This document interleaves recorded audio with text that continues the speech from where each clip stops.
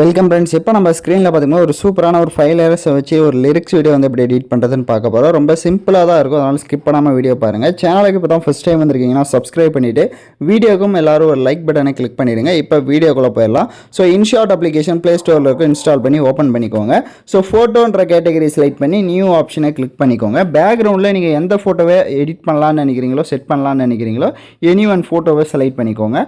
Photo select பண்ணிட்டு கீழே கேன்வாஸை click பண்ணி 9:16 ரேஷியோ கொடுத்துட்டு உங்களோட ஃபோட்டோஸ் உங்களுக்கு எந்த அளவுக்கு ஜூம் பண்ணுமோ கரெக்டாக அந்த அளவுக்கு இந்த மாதிரி ஜூம் பண்ணி செட் பண்ணிக்கோங்க.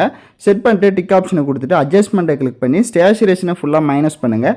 கான்ட்ராஸ்ட்டையும் மைனஸை பண்ணிட்டு லைட்னஸை ஓரளவுக்கு மோஸ்ட்லி மைனஸ் பண்ணிக்கோங்க.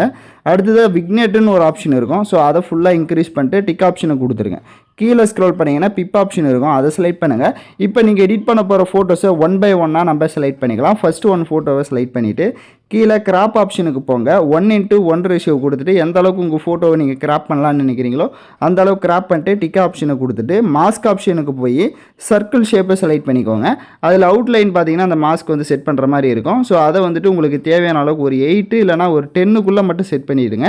செட் பண்ணிட்டு டிக் ஆப்ஷனை கொடுத்துட்டு இப்போ இந்த இமேஜோட சைஸை கொஞ்சம் கம்மி பண்ணிவிட்டு இதை வந்து இந்த மாதிரி கீழே செட் பண்ணுங்கள். இப்போ எப்படின்னா இதை வந்து அப்படியே நம்ம ரொட்டேட் மாதிரி செட் பண்ண போகிறோம். இந்த மாதிரி கீழே செட் பண்ணிக்கோங்க.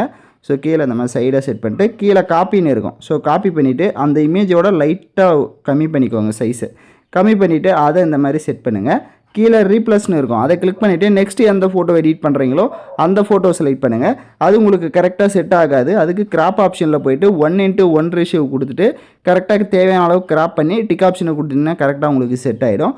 எகைன் அந்த இமேஜை காப்பி பண்ணிவிட்டு அதோட சைஸை அதோட கொஞ்சம் கம்மி பண்ணிக்கோங்க. சைஸை கம்மி பண்ணிவிட்டு அதுக்கு மேலே இதை செட் பண்ணிவிட்டு ரீப்ளஸ் ஆப்ஷனை கிளிக் பண்ணி நெக்ஸ்ட்டு எந்த ஃபோட்டோ எடிட் பண்ணுறீங்களோ அந்த ஃபோட்டோ செலக்ட் பண்ணி ஒவ்வொரு ஃபோட்டோ செலக்ட் பண்ணுறப்பயுமே கிராப் ஆப்ஷனுக்கு போயிடுங்க. அப்போ தான் உங்களுக்கு வந்து அந்த ஃபோட்டோ வந்து பர்ஃபெக்டாக ஷூ ஆகும். ஸோ அதனால் அதை வந்து கரெக்டாக ஃபாலோ பண்ணிக்கோங்க. மறுபடியும் காப்பி பண்ணிவிட்டு அதோட கொஞ்சம் கம்மி பண்ணி மேலே இந்த மாதிரி செட் பண்ணிக்கலாம். செட் பண்ணிவிட்டு மறுபடியும் ரீப்ளஸ் ஆப்ஷனை கிளிக் பண்ணிவிட்டு நெக்ஸ்ட்டு எந்த ஃபோட்டோ எடிட் பண்ணுறீங்களோ ஒவ்வொரு ஃபோட்டோவும் அதே மாதிரி கிராப் ஆப்ஷனில் போய்ட்டு கரெக்டாக உங்கள் ஃபேஸ் தெரிகிற மாதிரி செட் பண்ணிக்கோங்க. ஒவ்வொரு ஃப்ரேம்லையுமே ஒரு 5 ஃபோட்டோ செட் பண்ணுற மாதிரி இருந்தால் ஓகே தான், உங்களுக்கு பார்க்க கொஞ்சம் லுக்காக இருக்கும். ஸோ அதனால் 5 ஃபோட்டோ இல்லைனா ஒரு மினிமம் 6 ஃபோட்டோ உங்களுக்கு தேவைன்ற மாதிரி நீங்கள் வந்து ஃபோட்டோஸை வந்து செலக்ட் பண்ணிக்கலாம். ஸோ இப்போ நான் பார்த்தீங்கன்னா ஆல்மோஸ்ட் எல்லா ஃபோட்டோஸுமே கரெக்டாக வந்துட்டு கிராப் பண்ணி செட் பண்ணிவிட்டு நீங்களும் அதுக்கு ஏற்ற மாதிரி கரெக்டாக செட் பண்ணியிருப்பீங்கன்னு நினைக்கிறேன். ஸோ இப்போ எல்லாம் செட் பண்ண வாட்டி மேலே எக்ஸ்போர்ட் ஆப்ஷனை கிளிக் பண்ணி சேவ் பண்ணிவிட்டு ஹோம் ஆப்ஷனுக்கு வந்துடுங்க. வீடியோன்ற கேட்டகரி செலக்ட் பண்ணி நியூ ஆப்ஷனை கிளிக் பண்ணி இப்போ நம்ம எடிட் பண்ண அந்த ஃபோட்டோவை செலக்ட் பண்ணிடுங்க. கீழே டியூரேஷன் நீங்கள் எத்தனை செகண்ட் எடிட் பண்ணுறீங்களோ அத்தனை செகண்டுக்கு ட்ராக் பண்ணிவிட்டு கீழே பிப் ஆப்ஷனை கிளிக் பண்ணி வீடியோ கேட்டகரியை கிளிக் பண்ணுங்கள். ஸோ நீங்கள் எந்த சாங்கை லிரிக்ஸ் சாங்கு எடிட் பண்ணலான்னு இருக்கீங்களோ அந்த சாங்கோட லிரிக்ஸை செலக்ட் பண்ணிக்கோங்க.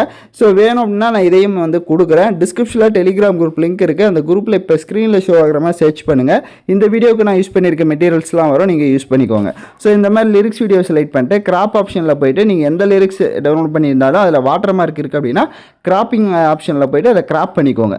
இப்போ ரைட் அட்ஜஸ்ட்மெண்ட்டுக்கு அதாவது ஃபில்டரில் போய்ட்டு அட்ஜஸ்ட்மெண்ட்டில் போய்ட்டு கான்ட்ராஸ்ட்டை ஃபுல்லாக கூட இன்க்ரீஸ் பண்ணிவிட்டு டிக் ஐக்கானை கொடுத்துட்டு பேக்கில் வந்துட்டு பிளெண்ட் ஆப்ஷனில் போய் ஸ்க்ரீன் ஆப்ஷனை கொடுத்துட்டு இப்போ அந்த லிரிக்ஸை அப்படியே ரொட்டேட் பண்ணிக்கோங்க. ரொட்டேட் பண்ணிவிட்டு தேவையான அளவுக்கு இந்த மாதிரி ஜூம் பண்ணிவிட்டு லைட்டாக மூவ் பண்ணி பாருங்கள். லிரிக்ஸ் உங்களுக்கு எந்த இடத்துல கரெக்டாக வேணும்னு நினைக்கிறீங்களோ அந்த இடத்துக்கு இந்த மாதிரி ஜூம் பண்ணி இந்த மாதிரி நான் வந்து இப்போ எப்படி நான் செட் பண்ணியிருக்கணும் சேம் இந்த மாதிரி வந்து நீங்களும் உங்களோட வீடியோஸை வந்து செட் பண்ணிடுங்க.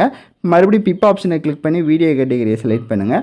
ஹார்ட் எஃபெக்ட் வீடியோவும் கொடுத்துருப்பேன், அதை ஃபுல் ஸ்க்ரீன் கொடுத்துருங்க. அதில் இருக்க வால்யூமை ஃபுல்லாக மைனஸ் பண்ணிவிட்டு பேக்கில் வந்துட்டு பிளெண்ட் ஆப்ஷனில் ஸ்க்ரீன் ஆப்ஷனை கொடுத்துருங்க.